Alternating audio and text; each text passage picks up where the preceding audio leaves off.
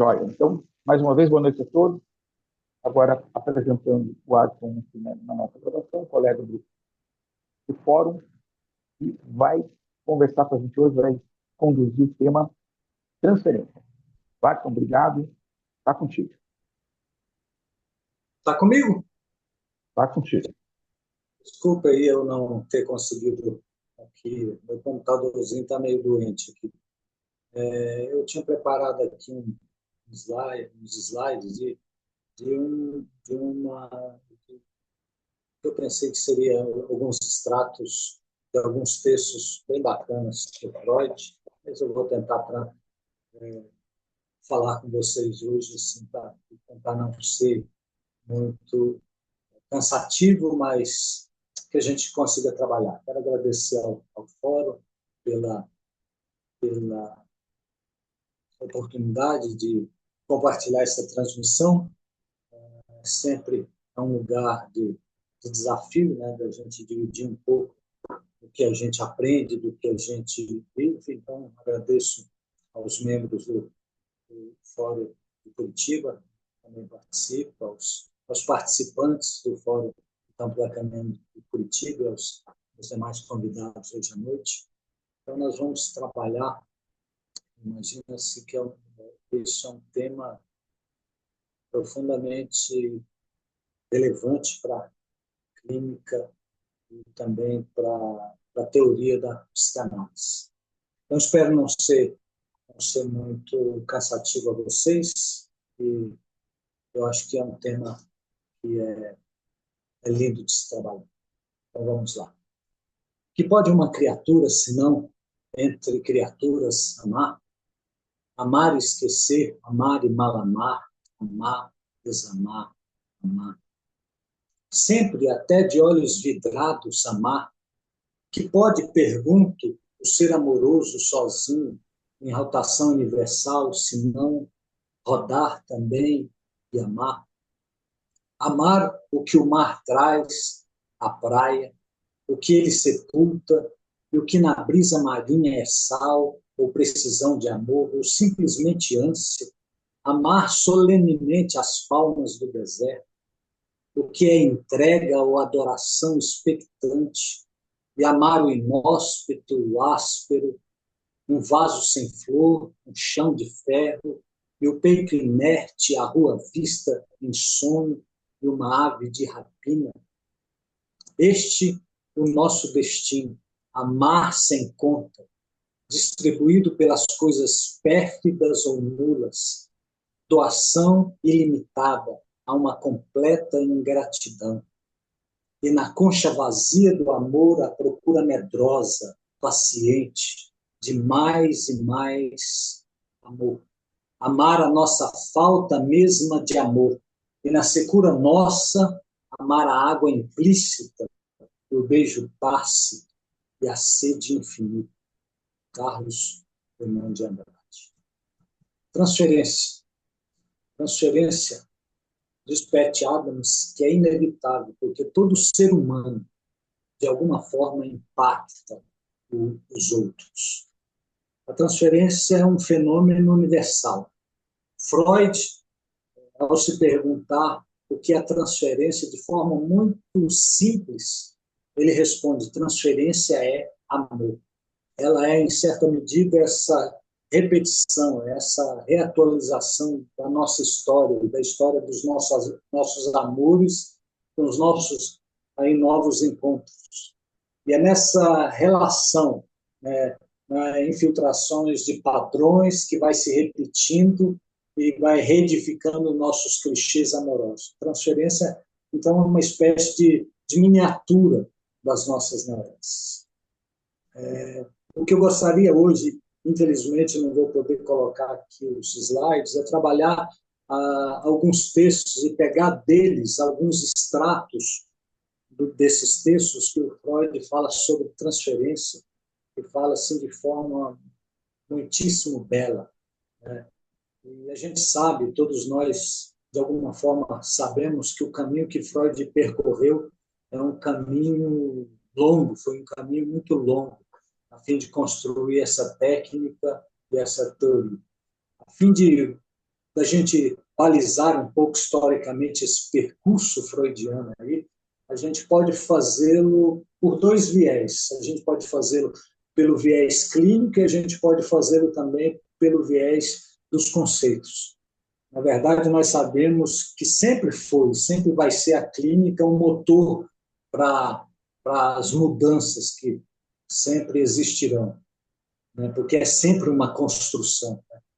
É sempre justificável, então, a gente revisitar, como a gente tem feito com esses conceitos básicos aí, os caminhos que levam ao surgimento e aos conceitos centrais para determinado campo. No nosso caso, hoje à noite, nós vamos trabalhar a transferência para o campo da psicanálise. Então, a gente pensar um pouquinho a história, né, desse contexto onde o Freud começa a descobrir a ideia, né, e trazer à tona, escrever sobre a ideia da transferência. Desde de Charcot, desde de Jean-Martin Charcot até Joseph Brauer, o Freud tem essa trajetória. Ele começa em Paris, no manicômio, ou no hospital de La Salpêtrière, com o renomado médico Jean-Martin Charcot, as voltas com a histeria, né? E Charcot era alguém que levava, na época, a histeria a sério, porque muitos médicos de então não levavam a histeria a sério, porque a medicina de então não tinha um domínio sobre ela, então desdenhava. O Charcot já estava trabalhando em Salpêtrière, em Paris, com essas mulheres histéricas, e estava aí tentando descobrir as razões por que dessas patologias. E trabalhava com a hipnose, mas o Freud a achava enfadonha. Alguns dizem, né, que o Freud chegou a dizer que ele também se achava um mau hipnotizador. Então, ele desiste deste lugar e vai trabalhar com Joseph Brauer, que estava trabalhando aí com o método catártico, né? E ele começa aí a observar o procedimento aí, que o Brauer fazia, e Freud passa então a empregar esse novo método, e deixa a hipnose de lado, né, com a célebre paciente desse renomado médico, a senhorita Ana O. Então, a própria Ana O, quando ela começa a se surpreender que, à medida que ela estava falando, né, alguns sintomas estavam desaparecendo, então chega um momento que ela mesma diz que havia uma cura pela fala, uma espécie de limpeza de chaminé, né? E o Freud vai percebendo isso. Assim, ele também vai caminhando e ouvindo alguns pacientes, ele vai deixando, historicamente, ele deixa também esse método catártico e começa a se apropriar, né, dessa livre associação de ideias, quando a paciente pede para falar livremente. Ele começa, então, a ficar às voltas e começa a permitir que esses pacientes falem livremente. E esse método, como todos nós sabemos, ele permanece até hoje. E aí nós vamos trabalhar com alguns textos que o Freud começa a falar sobre a transferência. Eu só queria fazer um convite, assim. Eu sei que quando a gente olha daqui para lá, como quem é um engenheiro quase de obra que está meio acabada, alguns conceitos ficam muito quase da ordem da obviedade para a gente.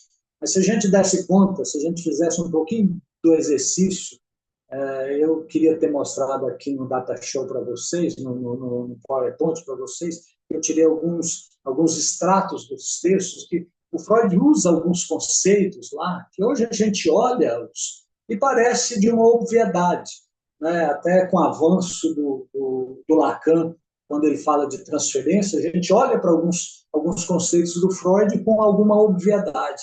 Mas se a gente pensar, e se a gente desse conta de pensar com a mente lá em 1900, o que Freud estava descobrindo lá, tem algumas coisas que são sensacionais para a época, são revolucionárias, chego a dizer, para a época, mas que a gente olhando daqui para lá tem uma fisionomia de obviedade. Por exemplo, ele vai, em um dos textos, trabalhar a ideia de resistência. A gente vai falar um pouquinho aqui hoje sobre a ideia de resistência.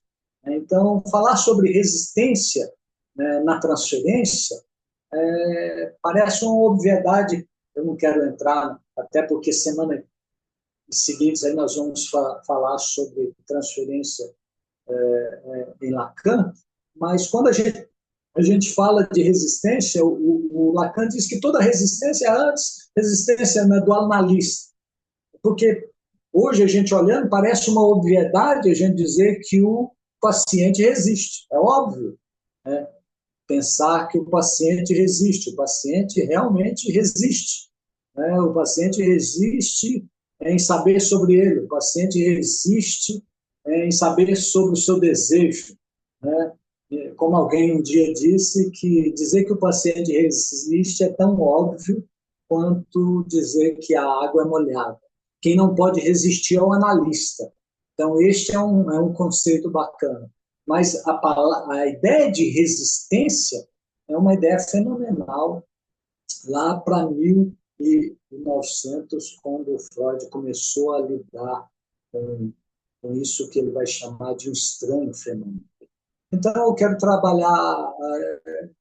Eram 6 textos, só pegando recortes dele. As conferências introdutórias eu acabei não fazendo, eu ia pegar alguns recortes que fala sobre transferência, e eu acho que o texto de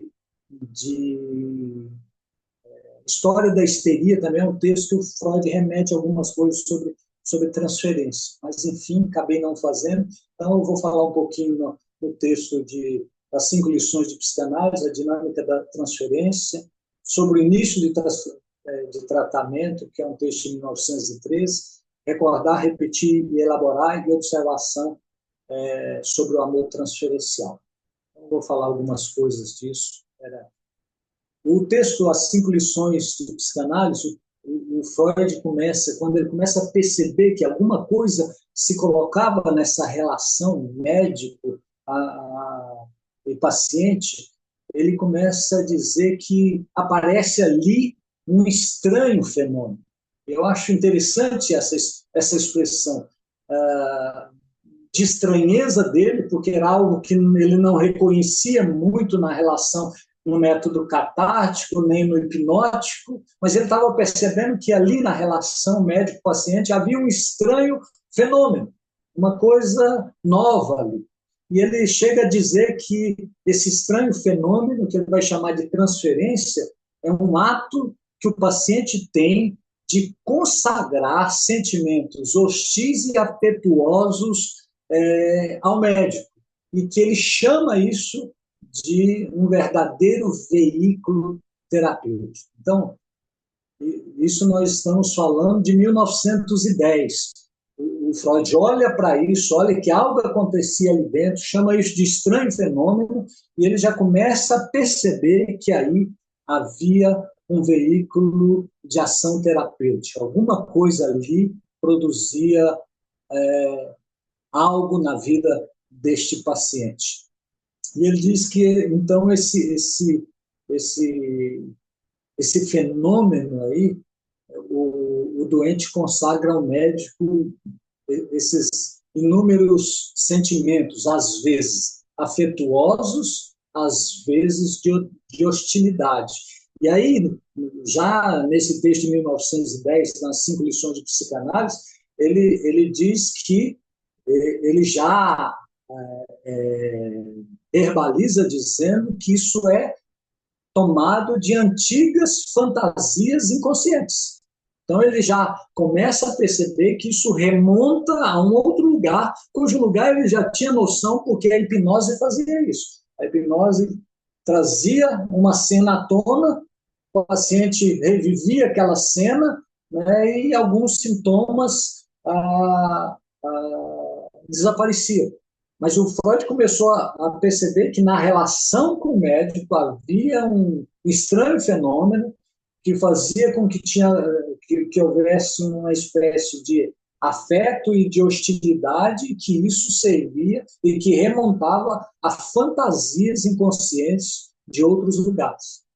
Então, o Freud começa a perceber e dizer que, na verdade, por isso que ele vai chamar isso de amor, e que a psicanálise não, na verdade, não cria transferência.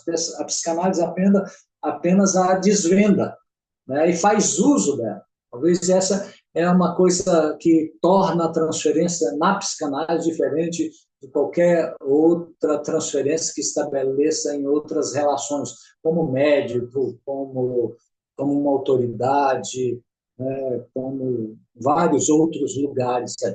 Mas a psicanálise não, ela faz uso dela. E aí o Freud também começa a questionar como acontece essa transferência, como que isso vai surgir ali no set. Ele diz que o paciente pega um trecho dessa vida sentimental dele, né, que agora não precisava mais, como na hipnose, evocar uma lembrança de um fato, né, mas ele pega esse trecho da vivência dele e ele coloca ali, torna vivê-lo na relação com o médico. Em um outro texto mais à frente, ele vai chamar isso de repetição, de acting out.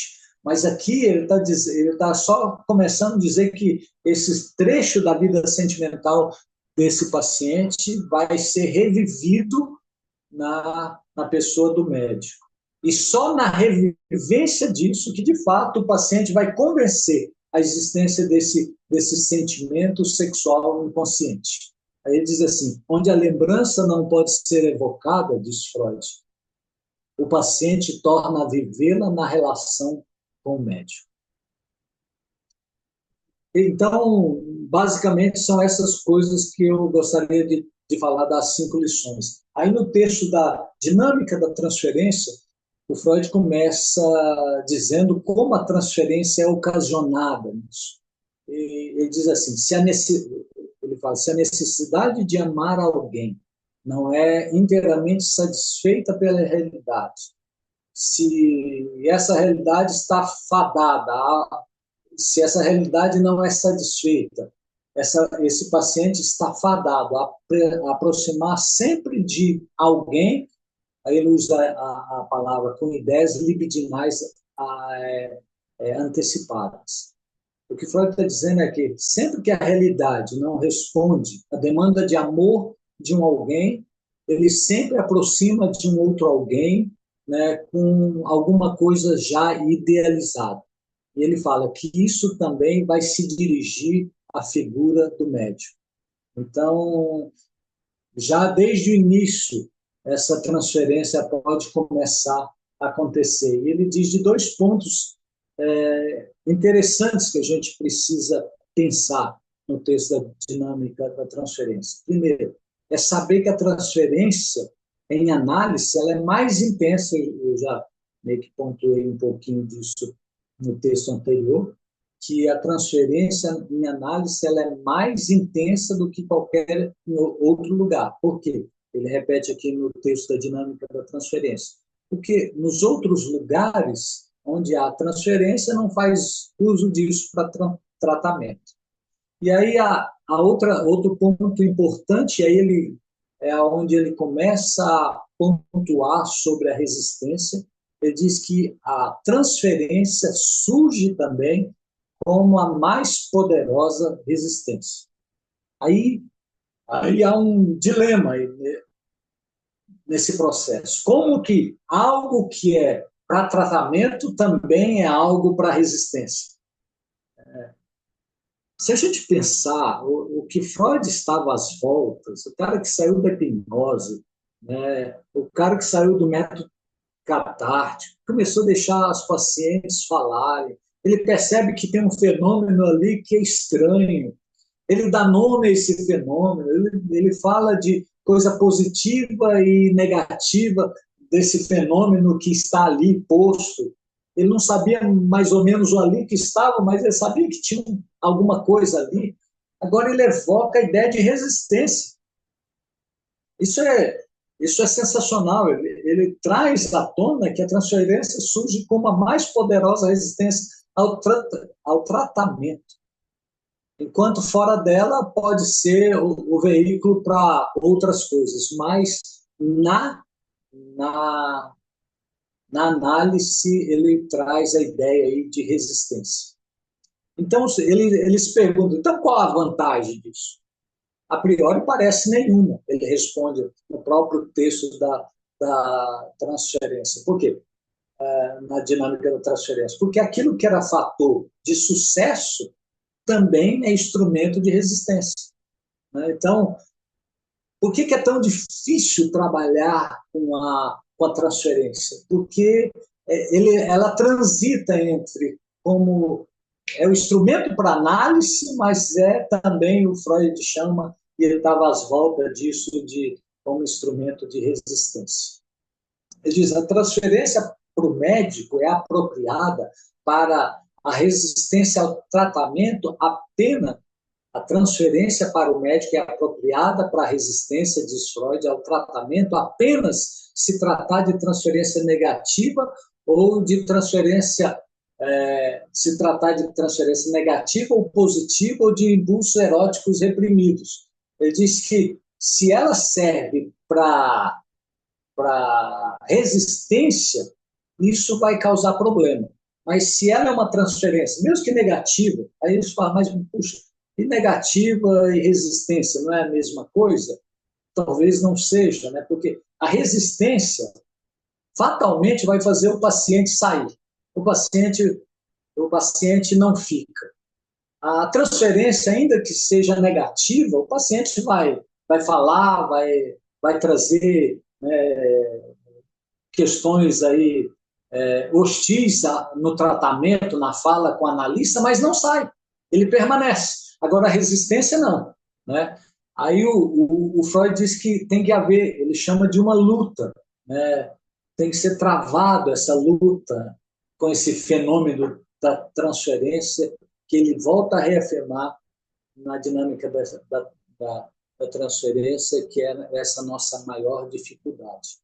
Então, a transferência é importante para o tratamento analítico. E entender que talvez a resistência, se não trabalhada, e agora no texto sobre o início do tratamento, ele vai trazer à tona como trabalhar essa resistência.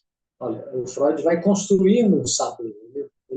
Ele percebe um fenômeno, ele vê que tem algo diferente ali, ele começa a perceber que esse fenômeno aí, que ele vai chamar de transferência, ele ora transita entre alguma coisa positiva e negativa, e algumas vezes bem sexualizadas. Ele começa a perceber que tem que trabalhar isso aí, e aí depois ele percebe que nesse processo tem um outro fenômeno que ele vai chamar de resistência.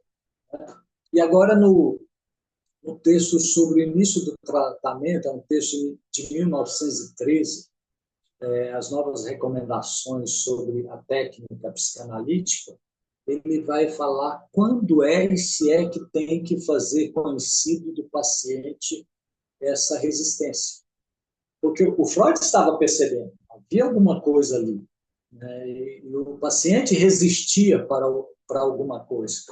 E o analista, o Freud, sabia disso, mas o paciente não sabia desse fenômeno do qual ele estava às voltas com ele. Ele estava ali em torno dessa resistência, sem saber, talvez, como lidar. Então, a pergunta que se faz é, quando é que tem que se fazer conhecido ao paciente sobre esse fenômeno? Essa era uma coisa que o Freud estava meio às voltas. E ele diz assim, que enquanto as comunicações do paciente for fluindo, enquanto o paciente estiver falando, enquanto o paciente estiver trabalhando as suas questões, a transferência não deve ser aflorada, não deve ser dita essa transferência que está sendo instrumento para a resistência. Tem que deixar o paciente falar. Deixe o paciente falar. Deve-se esperar. Freud diz que até que essa resistência se torne eficaz, que se estabeleça ali alguma coisa forte, um vínculo forte entre o paciente e o analista, para que esse fenômeno da transferência, que agora está sendo usado para resistência, seja trazido à tona. Então, o Freud começa a perceber que é importante deixar falar, mas talvez chegue uma hora que isso vai ter que ser dito ao paciente, porque ele não entende do que está sendo, está sendo o que está acontecendo com ele. Aí a gente passa para o texto recordar, repetir e elaborar. Tem uma outra coisa que o Freud começa a perceber nessa nova técnica, que é a forma pela qual, ou o jeito do qual os pacientes recordam. Que o recordar agora já não tem mais um olhar para a hipnose. O recordar agora não tem mais um olhar para a sugestão. Força aí, o Freud fez isso, né? Tenta lembrar, não tem essa coisa do recordar em voltar lá em um evento passado, uma cena, e reviver aquela cena. Já não é mais disso.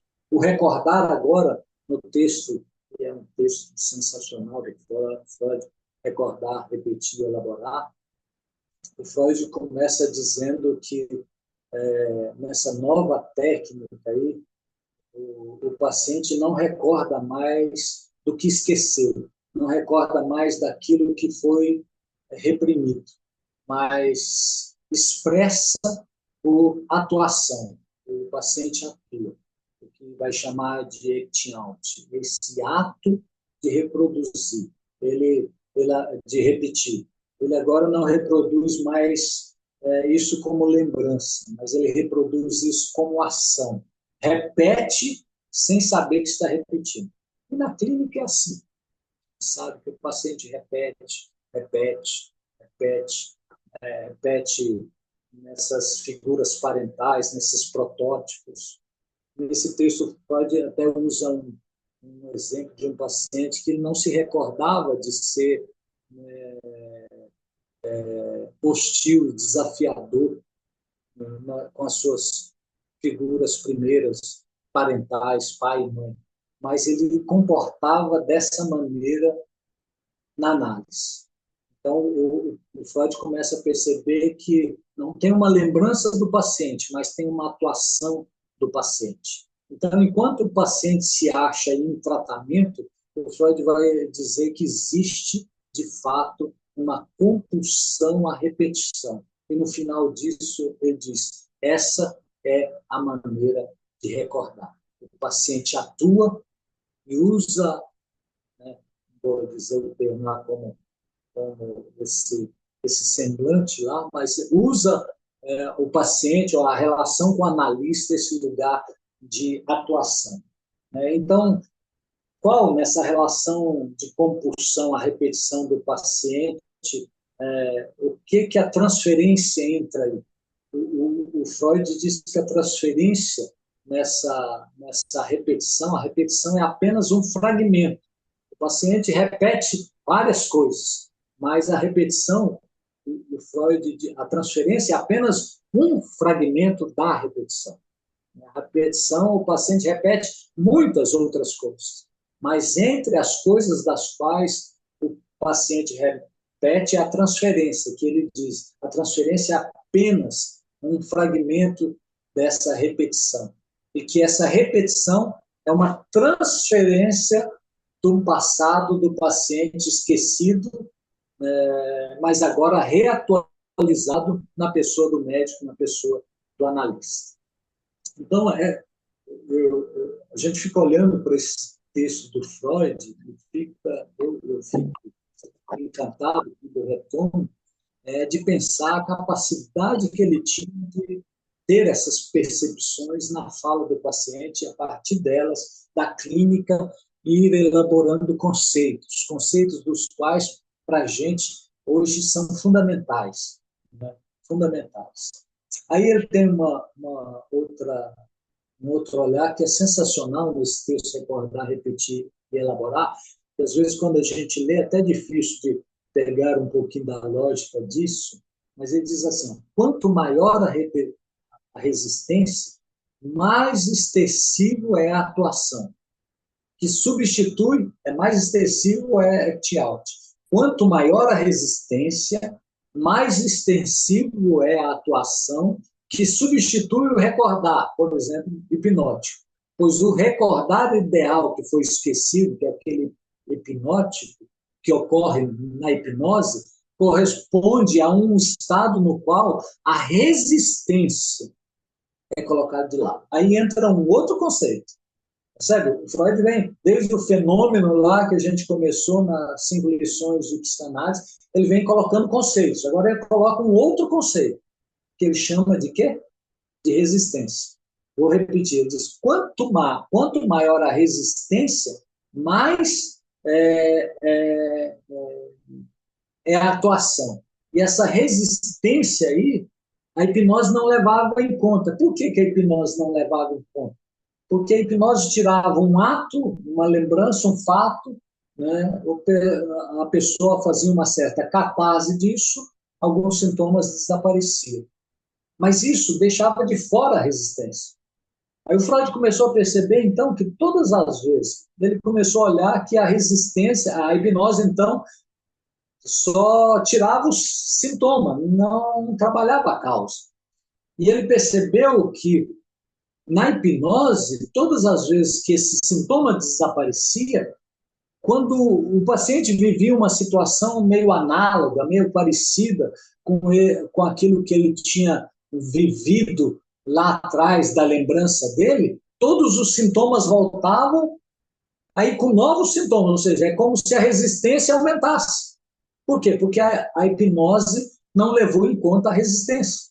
Então, para o paciente dar conta de saber sobre ele tem que dar conta da resistência. E a hipnose não fazia isso.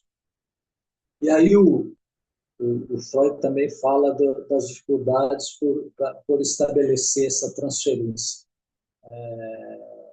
no estabelecer da transferência, por conta da resistência, porque ele usa uma expressão que eu acho bonita, assim, ele diz assim, esses instintos indomáveis de amor dirigido ao médico, quando não há muito tempo de trabalhá-los, e aí ele usa a expressão, uma ideia de colocar como que rédeas da transferência nesses instintos indomáveis, os laços que ligam o paciente ao analista logo se rompem, e não tem muito tempo para trabalhar isso.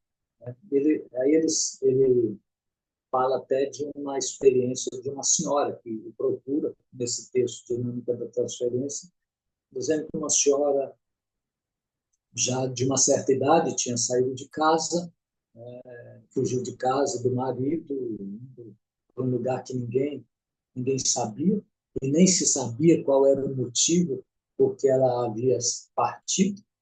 Essa senhora, então, chega para o tratamento com Freud.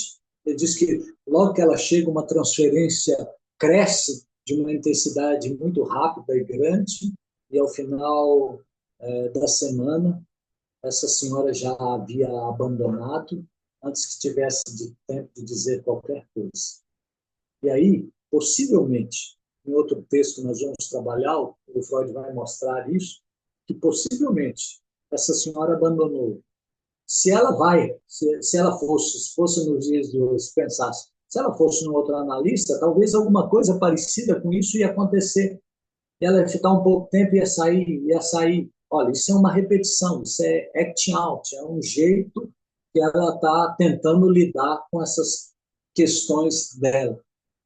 Aí o Freud diz assim que o instrumento principal para reprimir a compulsão, a repetição, é transformar no motivo de recordar, no manejo da transferência.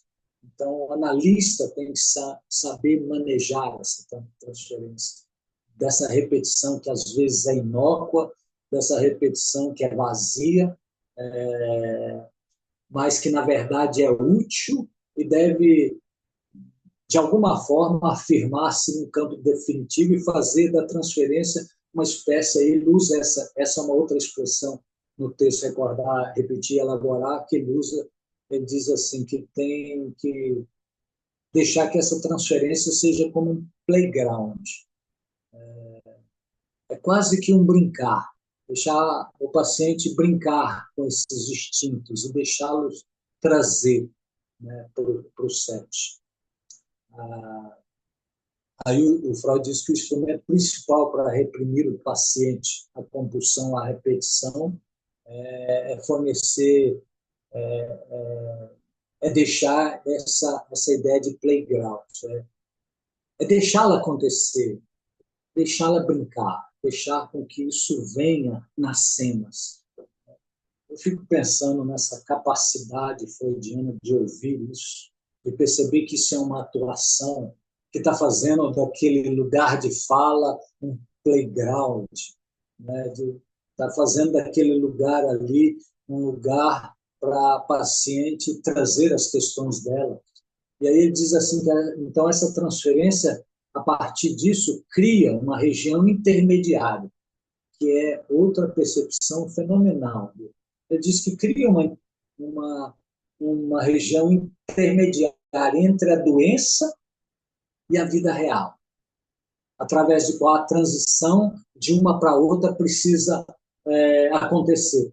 E que a nova condição assume todas as características da doença, aquele playground que o Freud usa nesse texto, dizendo que o paciente faz, né, ele assume todas as características da doença dele, mas representa uma doença que ele chama de artificial, que é, em todos os pontos, acessíveis a novas intervenções. Então, é deixar esse playground acontecer, é deixar esse paciente atuar, acolher isso aí, saber que isso, né, tem características da doença, mas ela é, em alguma medida, alguma coisa da ordem do artificial posto que é construído naquele set, naquele lugar, né, naquele momento, na figura do médico que está ali.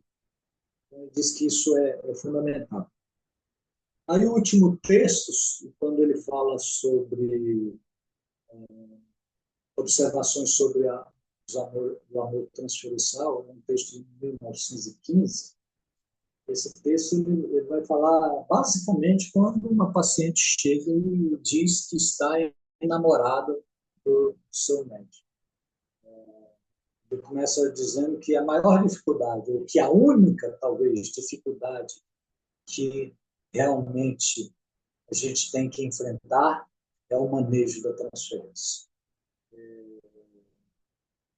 Ele diz que essa reside nisso, de manejar essa transferência. Aí o Freud cita, nesse texto sobre observações sobre o amor transferencial, Freud cita um caso de uma paciente.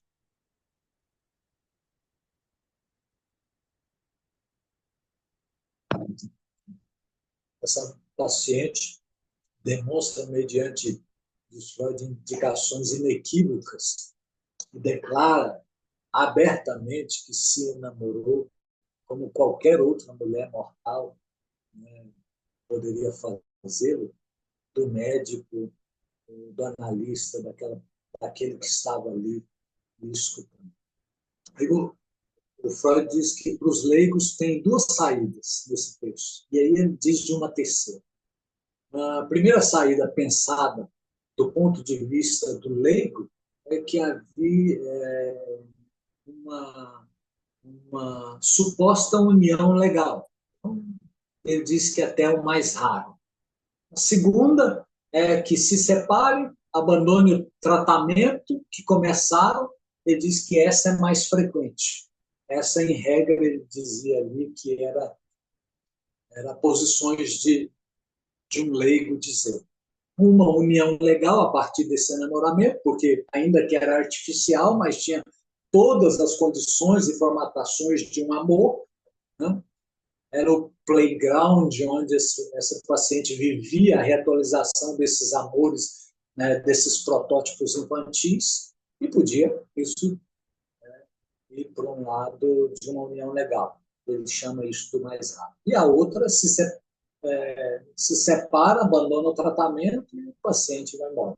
Esse diz que isso acontece com mais frequência. Um terceiro diz que não é citado, não é muito dito, por conta da questão da moralidade, é que se reinicia um relacionamento amoroso, né, no suposto da ideia ilícita, e o Freud diz que tal amor talvez não destina a durar muito tempo, né, mas isso quase não acontece, não acontecer por conta da moralidade. É claro que a psicanálise tem que olhar do ponto de vista diferente, mas é interessante ele colocar essa possibilidade. Mas quando a gente pensa, por exemplo, no segundo, o Freud pensa, melhor dizendo, no segundo tópico, né, dessa paciente ter a namorado do seu médico e se separar, o que ele mostra é que vai acontecer o seguinte: se ela procurar um novo lugar de fala, ela vai se enamorar de novo e vai embora.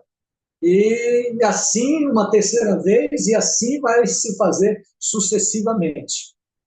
O que acontece a seguir é que ela se sente ter enamorado desse segundo médico, de um terceiro, e isso vai repetindo, e essa paciente acaba que não ficando.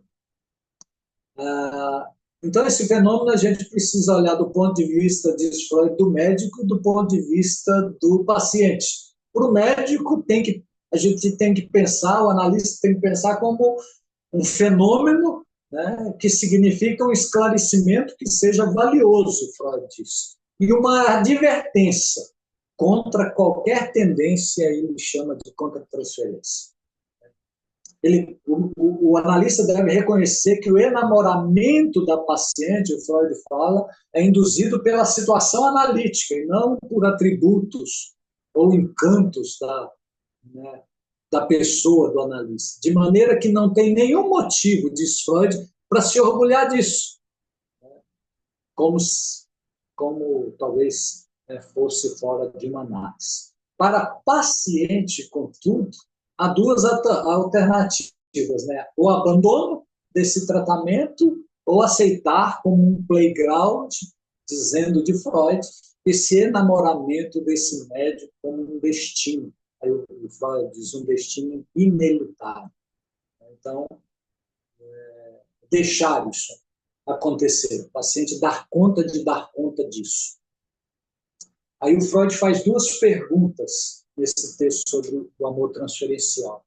E as perguntas são bem bacanas. Ele diz: como deve o analista comportar-se a fim de não fracassar nessa situação se estiver de fato persuadido de que o tratamento deve ser levado avante, apesar desta transferência erótica, né, e que deve ser enfrentada com calma. Como deve ser isso? Então, o Freud vai falar de algumas coisas. Primeiro, que a técnica analítica exige do médico que ele negue a paciente. Mas é interessante que ele também fala assim, que negue a paciente que anseia por amor a satisfação que ela exige. Aí ele diz um segundo ponto, que o tratamento deve ser levado em abstinência. Mas isso não significa, em abstinência, aí ele fala, abstinência até física, mas isso não significa que seja a privação de tudo que a paciente deseja. Pois aí ele fala, pois talvez nenhuma pessoa enferma pudesse tolerar isso. Cara, eu acho isso de uma beleza surreal. Ele diz assim, ó, eu não tenho que responder ao amor, mas eu preciso deixar amar. Eu não preciso me submeter às demandas de amor da paciente, mas eu não posso privá-la do playground. Eu não posso privá-la de amar. Aí, só brincando com o que eu falei, a gente desse conta de voltar lá em 1900, né? Não com o edifício pronto, né? Agora a gente pensa, talvez essa seja a resistência do analista. A coisa acaba porque eu não dou conta de bancar esse amor da paciente e ouvir esse lugar de amor dela. Aí a resistência é minha. Então eu acho sensacional quando ele diz assim, olha, não responde a esse lugar, mas também não a mate de abstinência. É fenomenal. Aí ele fala de 3 princípios aqui. Primeiro, é permitir que a necessidade e anseio da paciente nela persista. Porque esse é o instrumento. Se ela chegou e está com uma transferência afetuosa ali, deixa persistir aquilo, a fim de poder servir dessas forças, desse amor, desse playground, disso que foi construído ali, que tem todas as características de um amor que é de fora, mas criado ali dentro do set, né, da clínica, e saber que isso pode ser instrumento poderoso para trabalho e para mudança. E devemos cuidar também disso, para apaziguar essas forças dentro do paciente. Aí eu quero trazer umas reflexões que tenho, acho, nesse texto, que é bem bacana.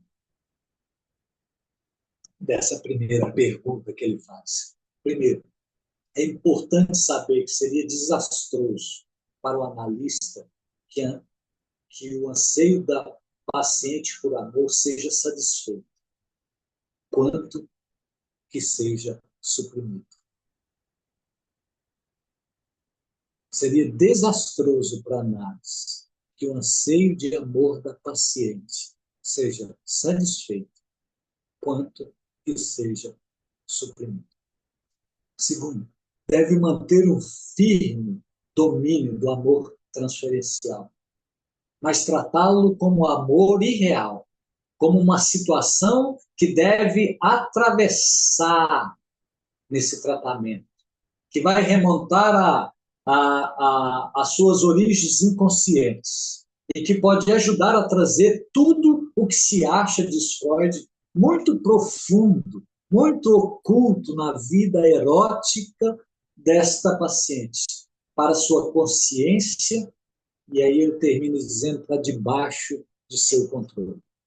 Terceiro, quanto mais claramente o analista permitir que se perceba que ele está à prova de qualquer tentação, mais prontamente poderá extrair da situação o seu conteúdo analítico. É óbvio. Se a paciente ou o paciente perceber que o analista está à prova de qualquer sedução dela ou dele, ele vai ficar livre para falar ainda mais sobre essas questões dele. Quarto, diz assim, a paciente cuja repressão sexual naturalmente ainda não foi removida, mas simplesmente empurrada, ou deixada ali, ou respeitada ali, sentir-se-á, diz Freud, tão segura o bastante para permitir que todas as suas condições ou pré-condições para amar, todas as fantasias que surgem dos seus desejos sexuais, todas as características pormenorizadas do seu amor vêm à tona. Por quê? Porque o meu analista está acima de qualquer suspeita. Ele dá conta de mim. A partir disso, ela própria abrirá um caminho para as raízes infantis do seu amor. A segunda pergunta que esse texto faz, e é interessante, podemos verdadeiramente dizer que o estado de enamoramento que se manifesta no tratamento analítico não é real? Podemos verdadeiramente dizer que isso não é real? Aí o Freud pontua, dizendo, o amor transferencial não parece ficar devendo nada a ninguém. É como um amor ali fora. Tem a impressão de que se pode obter dele qualquer coisa. Isso. Mas quais são as características desse amor? Primeiro, diz, ele é provocado pela situação analítica. Segundo, é geralmente intensificado pela resistência. Então, é esse negócio que fica quase da ordem, né? Que domina essa situação. E o Freud diz que falta um grau de consideração pela realidade. Então, é importante a gente saber disso. Então, qual é a linha de ação desse analista? Para qual caminho que nesse texto sobre observações sobre o amor transferencial o Freud vai apontar? E é bem bacana. Ele diz assim, que o analista evocou esse amor, evocado ali, ao instruir o tratamento analítico. Para ele, trata-se de uma condição inevitável na situação médica. Tal como, por exemplo, você vai num ginecologista, por exemplo, o Freud faz uma analogia lá, e que você não mostre a nudez do seu corpo. A disposição da paciente não faz diferença. Simplesmente lança toda a responsabilidade sobre quem? Não é sobre a paciente, tá? A responsabilidade sobre a demanda disso. É sobre o analista. Na verdade, como ele deve saber, a paciente não se preparar, vai se preparar para esse mecanismo aí. Então, quem tem que reconhecer que isso está acontecendo, e eu fico, por isso que eu acho fantástico que Freud percebe que isso tem muito mais a ver com ele, é ele que tem que manejar isso, porque a paciente não sabe dessas coisas que estão acontecendo a ela. E aí ele diz também, nessa ação do analista, após todas as dificuldades haverem sido triunfadamente superadas, ela muitas vezes confessará, diz Freud, ter tido uma fantasia antecipatória na ocasião que começou o tratamento, no sentido de quê? De que se comportasse bem, seria recompensada no final pelo analista. E por que quando esse amor está em alto grau, ele serve mesmo de resistência? Gente, todo ser que está enamorado só quer falar do seu amor. Todo ser enamorado só quer falar do que supostamente o seu amor espera. E aí rouba talvez aquilo que é de mais valioso na análise, que é a livre associação de ideias, porque a paciente quer falar e quer, né, com essas fantasias antecipatórias, criar nesse playground um imaginário do que o paciente, do que o analista espera dela. Não é raro, talvez, né, não sei se nas análises da gente, a gente um dia já não quis ser o melhor paciente para o nosso analista, né? Essas coisas de falar o que de repente o enamoramento evoca. Para o analista, os motivos éticos de Freud têm que se unir aos técnicos para impedi-lo de dar à paciente o seu amor. Então, impedir de dar à paciente o seu amor do analista não significa não deixar a paciente amar. E eu acho que isso é sensacional. Então, por isso que transferência é esse grande desafio. E ele é lindíssimo, pensando nas descobertas freudianas, né? Como ele foi capaz de perceber tudo isso na relação com o médico. Se a gente lembrar lá do Joseph Brauer, ele até abandona o tratamento com a paciente dele, porque a Ana estava meio que enamorada, e ele não suporta essas demandas de amor e desiste. Né? Freud persiste, acho que se eu não me engano, estou errado, mas acho que no caso Dora também, né? A Dora abandona o tratamento, né? Acho que é isso. Então, eu acho que esse é o nosso grande desafio. É lindo a ideia de transferência, né? É belíssimo. Freud foi capaz de perceber esse fenômeno, né? De colocar o seu olhar para ele, de perceber que ele vai tendo aspectos positivos e negativos, ele descobre a partir disso que tem uma resistência aí ele, eu acho que para ele reafirma mais a ideia por que a hipnose não dava certo, porque a hipnose jogava fora essa resistência, né? Porque a análise também esse trabalhar com a resistência em saber sobre nós mesmos, né? Sobre o paciente saber sobre ele. A hipnose não fazia isso. O Freud foi capaz de perceber que era um grande playground onde essa artificialidade de alguma coisa de fora acontecia ali dentro. Ele traz à tona de que a gente tem que ver isso e deixar isso acontecer, porque isso é veículo de trabalho, né? Isso é veículo para trabalho, isso é o lugar onde a paciente vai trabalhar suas fantasias eróticas. Quando ela percebe que o analista está acima de qualquer suspeita, ela é capaz de falar ainda muito mais e dizer que, olha, eu tenho que acolher isso, deixar isso vir, deixar ser o playground. O que eu não posso é responder a isso, mas eu não posso matá-la de abstinência. De tudo ao meu amor serei atento, e antes, se com tal zelo tanto, mesmo em face do meu maior encanto, ele se encante mais no meu pensamento. Eu acho que essa é a beleza do amor. E ela não podia escapar dessa relação de analista e analista. Então, de forma simples, resumida, é isso que eu queria conversar com vocês hoje à noite. Desculpa aí o PCzinho que eu acho que está dando pau. Mas muito obrigado pela paciência de me ouvir. Se alguém quiser conversar, falar alguma coisa, fique à vontade. O espaço está. Tá bom?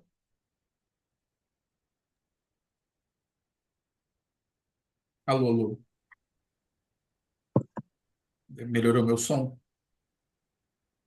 né? Estava um pouco mais precário, acho que agora foi melhor.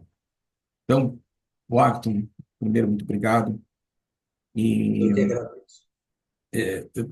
eu entendo por que você agradece, porque é a oportunidade da gente rever coisas acho que essa é a graça do negócio, que é, inclusive, né, a ideia de trilha, né, que é quando a gente faz trilha, eu faço uma vez, faço duas, faço três, e é a mesma trilha? É, mas não é. Eu estou diferente. Então, acho que cada vez é uma surpresa, é um Dica, passeio né? novo. Então, como o Agton comentou, a palavra está aberta. Eu fiquei aqui só pensando, Agton, só para dar uma provocadinha, né? No que você pensou, né? Sem ensaiar nem nada, né? Nas possíveis distorções disso, né? Das questões Ah, da sim. transferência.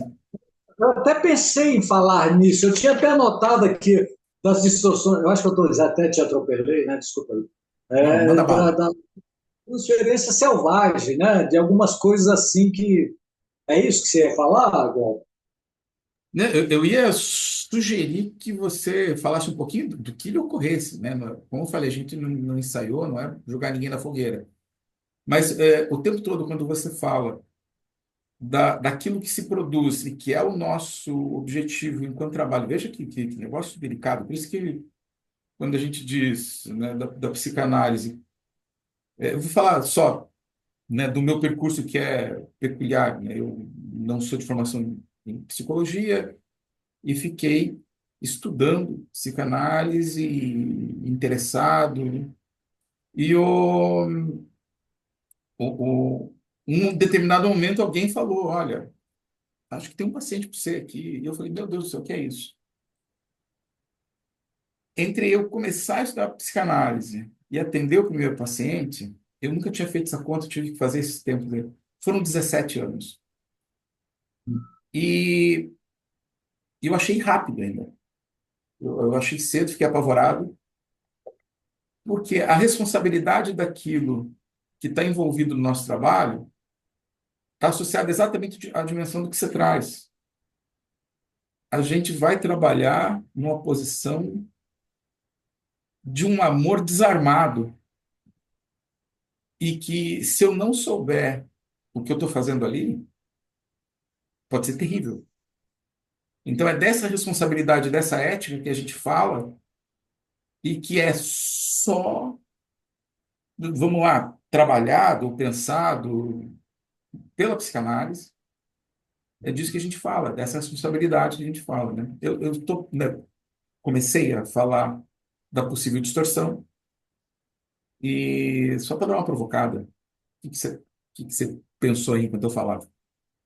Qual dos textos aí, não sei se é um dos textos, o Freud chega a dizer, eu pensei em separar isso é quase um estilo de transferência meio selvagem, sabe? Que acontece em grupos, acontece em instituições, acontece num processo de massa, né? Acontece em líderes aí, né? Populistas, né?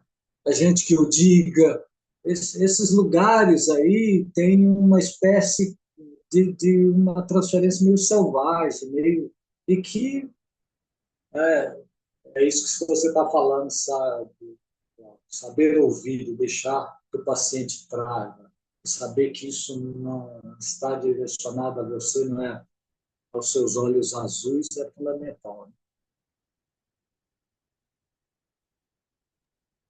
Sem falar ainda nos casos extremos, né? Teve aqui em Curitiba, recentemente, um camarada que trabalhava que em Curitiba e também em outras cidades, acho que do litoral do norte de Santa Catarina, e foi uma notícia duplamente triste. Primeiro, por saber que era um camarada que utilizava sua posição de poder e confiança e referência como uma espécie de mestre de autoconhecimento misturado com yoga, e foi preso, né, porque assediou e abusou, né, de algumas clientes, pacientes, alguma coisa assim. Eu falei duplamente triste, porque a segunda parte desse duplo é que ele também se intitulava psicanalista. Então, isso aí é muito triste a gente ouvir que as pessoas se apropriam, né, desse título, né, que, em última instância, como você disse, é baseado numa confiança tal que eu vou conseguir que a pessoa fale aquilo que ele não vai falar para mais ninguém. Nem para E ela. nem para. Exato. E é desse lugar, insisto, né, de uma responsabilidade muito grande, que determinadas pessoas se apropriam, se posicionam, e, e quem é enlaçado por isso fica numa posição difícil, porque é quase da indefensabilidade. Né? Então, só um comentário aí, só para provocar o pessoal. Ótimo, ótimo. Muito bom, muito obrigado. Alguém mais quer falar? Fazer uso da palavra? Fique à vontade. Às vezes alguma coisa que queira compartilhar com a gente também. Palavra dada. Eu vou dar uma provocada aqui. Eu vi que o Wilson escreveu algumas coisas. Às vezes, quem está no celular também tem mais dificuldade de ler. De repente, Wilson, não quer comentar um pouquinho o que te ocorreu? Vamos lá? Não, eu coloquei no chat que o entreveiro inicial, desde lá ele estava convocando, né, a todos nós a amar. Falar de transferência é isso, né? É, é, é essa provocação também que está incutido na palavra, no desejo, né? A relação, quando ele diz, o analista não precisa se submeter ao amor do paciente, mas deixar o paciente amar. É, é, eu entendi assim que falar sobre transferência sempre vai ter algo que vai comprometer alguma coisa, se demorar em algum lugar, para surgir, para emanar, para aparecer. Porque não é simples assim, né? Tem que ter uma construção. E quando você diz, né, desarmar, o analista precisa estar atento, quando o Glauco diz, né, que ele sempre tem uma arma em algum lugar, que essa arma se chama contra-transferência. E essa arma a gente precisa estar atento, inclusive com uma dica que o palestrante nos dá, né? A ética e a técnica, ela tem que estar sendo investido pelo analista nesse lugar. É um momento, é um investimento contínuo, ininterrupto, né? Então, eu achei bem interessante que falar sobre transferência é causa, né? É causa, mas também é causado, e isso provoca, e isso invoca, e isso é incrível. Não tenha dúvida, lindo. Eu acho que, assim, como o Pet Adams fala que, né, todo mundo causa em alguém, a gente tem inúmeros pacientes que a gente os escuta, eles são encantadores mesmo. São pessoas que são encantadoras. A gente tem que sempre ter esse lugar, um olhar sobre nós, do que se escuta disso que está em jogo, desse grande fenômeno. Entendeu? E quando você diz da brincadeira, deixar ele brincar, ele também está descobrindo como ele quer ser amado, Exatamente. para Tá, não, acima de todos os exemplos, né, que ele teve, de todos os olhares que ele deu. Isso está acima. Ele é muito íntimo. Ele está apresentando para ele. Às vezes, para ele, a forma de amar esse aquecer pela palavra, para depois ir ao ato. Enfim, ele está descobrindo, né, como é que ele quer ser. Então, é muito importante isso mesmo. E é uma advertência para nós, como analistas. Deixa ele brincar, porque é ali que ele está se descobrindo. Lá atrás, o menino brinca com o pipi, para depois ele descobrir qual é a real brincadeira que aquilo causa, né? Como ele vai manusear, como ele vai usar, como que vai ser fonte de prazer, né? Eu escrevi o pipi, né? Mas eu poderia ter sido a vagina. A menina também brinca. Então, são pontos importantes, esse deixar brincar. Isso foi algo também muito marcante. E é isso mesmo, porque se a gente for falar, o que é a clínica? A clínica é a clínica dos afetos, mas também não podemos em nenhum momento titubear no excluir do que é afetado no paciente. É disso que se trata também. Então, são pontos muito importantes aqui que você traz, um cutucar aqui para realmente ver como que é a minha clínica, por exemplo, estou falando de mim agora, como que é isso, né? Mas essa frase tua foi muito preciosa para mim, preciosa mesmo, e marcou. Não precisa se submeter, né? Mas, e o paciente vem ao ato, inclusive, já aconteceu comigo. Eu amo você. Isso assim, eu te odeio. também, que é amor do mesmo jeito, né? Enfim, são pontos muito importantes mesmo. Muito obrigado, viu? Eu agradeço por dividir com a gente isso. Alguém mais? Vamos falar de amor. Vai.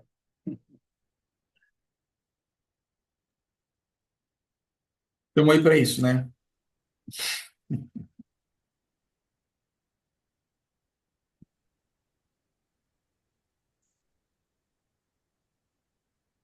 É Cláudio. isso. Então, boa noite, pessoal. Tava com saudade de te ouvir, Agton. Ô, Fernando, você Sabe o sempre, que? Hã? você sempre generosa. Imagina. Foi contigo que aprendi tanto e sempre mais. Eu fiquei pensando aqui enquanto você falava, né? que a transferência deve ser do paciente, enquanto que a resistência é sempre do analista. Ficou ecoando isso, né? É isso.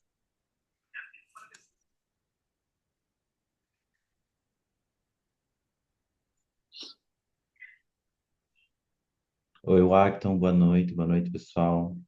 Queria Ah, agradecer a sua fala, foi muito bacana. É muito interessante pensar isso que você colocou do inconsciente e do analisante nesse playground, né?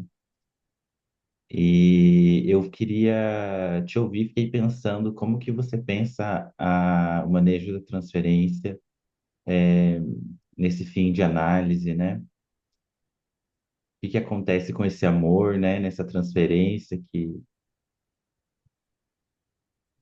acho que é mais ou menos isso que eu fiquei pensando. faz de novo a pergunta. Desculpa, meu computador deu Como uma. que você pensa a transferência no final de análise, né? O manejo dessa transferência e o que que Pois acontece é, com esse amor de transferência que deve se deslocar então a um saber, né? porque de repente, nesse processo, a gente vai, eu não sei como é uma transferência em final de análise mesmo, mas a gente não pode fazer da transferência um lugar também para uma análise interminável, entendeu? Porque senão também corre o risco de ser meio selvagem, sabe? De um lugar de dependência, de escravidão dessa transferência aí. Então, é, esse deixar amar é importante, mas não fazer disso alguma coisa que é interminável. Eu acho que esse também, tanto nós, gente olhando do nosso ponto de vista como aquele que é o analisando, quanto aquele que escuta. A transferência ela tem que ser uma transferência que isso, ela vai achando caminhos para cada um achar o seu próprio caminho, não ficar alguma coisa meio selvagem de uma dependência de um lugar que pode torná-la muito perigosa. Isso, e acho que às vezes até na contra-transferência disso, achar um negócio até muito sedutor de uma análise que não caminha, não termina nunca. Alguma coisa desse tipo. Alguém mais aí?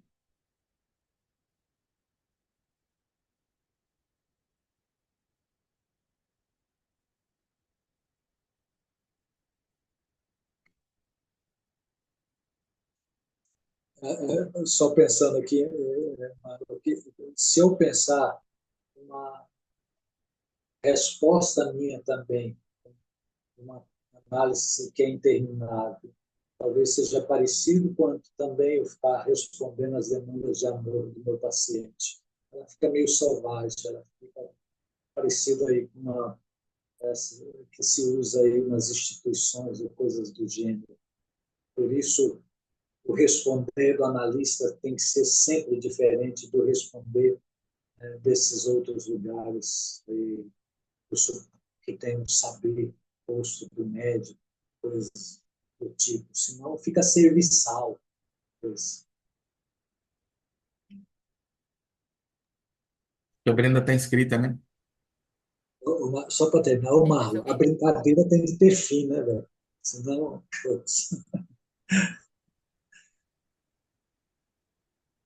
Bom, eu só queria primeiro te agradecer, Wagton. É a primeira vez que eu vejo você apresentando, não sabia que você era tão poético, né? Muito bonita a sua apresentação e é uma apresentação assim que deixa a gente meio sem palavras, sabe? Porque inunda assim. Você falou muitas coisas importantes, mas acho que uma coisa importante, uma das coisas importantes que você disse em relação à transferência é também, né, além do que o Wilson já comentou, é também o fato de ela ser motor e resistência, né? No mesmo tempo que ela move a análise, ela faz o sujeito resistir à análise, né?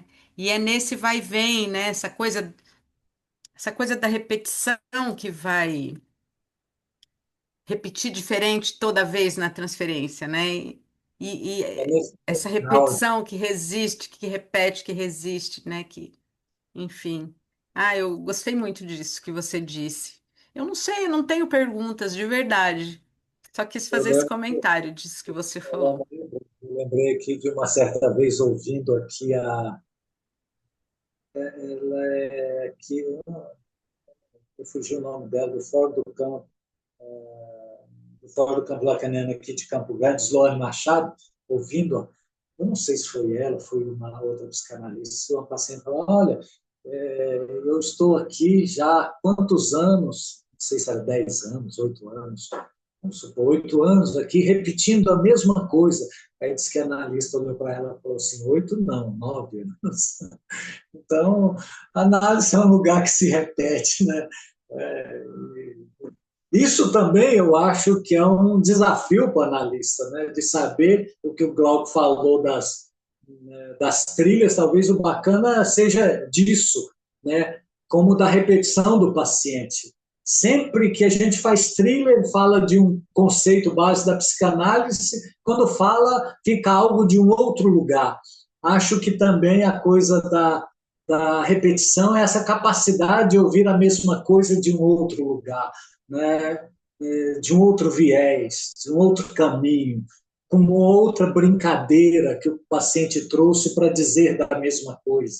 Eu acho que tem muito disso. Se repete brincando, né? Estou brincando aqui de carrossel, mas eu estou falando da mesma coisa, a estrutura é a mesma, né? Porque para não ficar com esse sentimento de enfadonho à escuta da gente, essa capacidade de ver, olha, ele está falando a mesma coisa, de outra forma, com outra brincadeira, né? Agora brincando um outro brinquedo. E fica à vontade, pode brincar, estou aqui para te ouvir. Isso, Entendendo sempre uma diferença no caminho da repetição, né? Que nem o Glauco estava dizendo. Eu faço a isso mesma trilha e cada vez é uma, né? Então, é um novo lugar, exatamente. Se eu falar com vocês daqui 30 dias o que disse aqui, vai ser de um outro lugar. A beleza está aí. E repita várias vezes, né? Diga o que tem a dizer, brinque com o que tem de brincar, mas fale. E quando o paciente percebe que o analista está acima de qualquer suspeito, ele fala coisas que jamais disse, nem a ele mesmo. Isso é lindo. Acho que o Wilson está inscrito, né? E depois a Cláudia. Deixa eu propor o seguinte: depois da intervenção da Cláudia, a gente encaminha para o final, porque é sexta-feira à O noite. Glauco, o meu, na verdade, não é uma intervenção, é só para saber para o Agton, esse último texto que ele usou, que ele fala da paciente, que o que Freud disse que o analista tem que resistir, né? É só para saber qual é o texto que eu não peguei. E Sobre agradecer, o Agton, foi muito bom. Hã? recomendações sobre o início de tratamento. Tá bom, obrigada.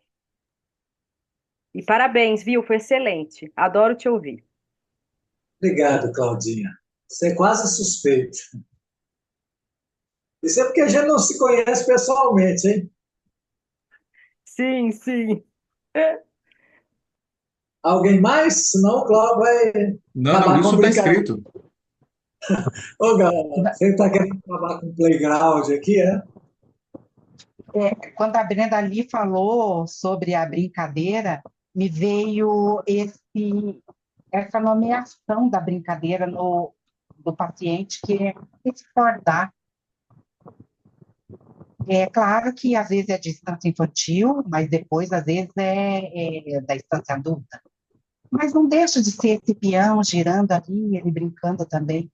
Fez uma nomeação como esse Fordar, que Freud vê o netinho brincando. Achei bem interessante. Deixar brincar. Eu quase ia colocar como título assim, o playground da transferência. Acho que devia ter posto. Devia, está rebatizado.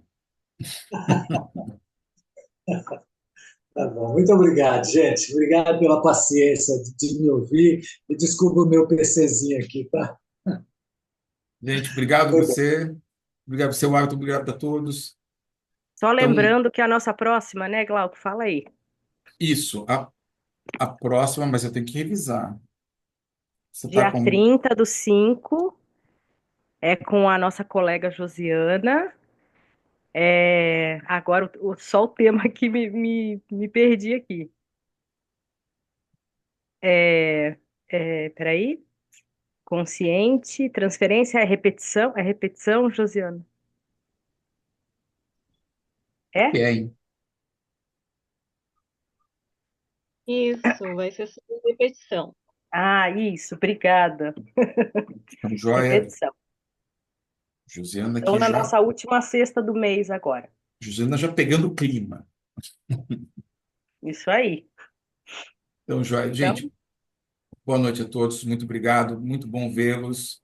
E depois vamos pedir para o Ayrton compartilhar o material que ele preparou e deixou aí em suspense para gente. Um grande abraço. Vou passar boa para o noite, Glauco, pessoal. pegue com o Glauco, tá bom? Um beijo Joia. para todos, todas. Muito obrigado pela atenção. Obrigada, pessoal. Boa noite. Obrigada, Wagton.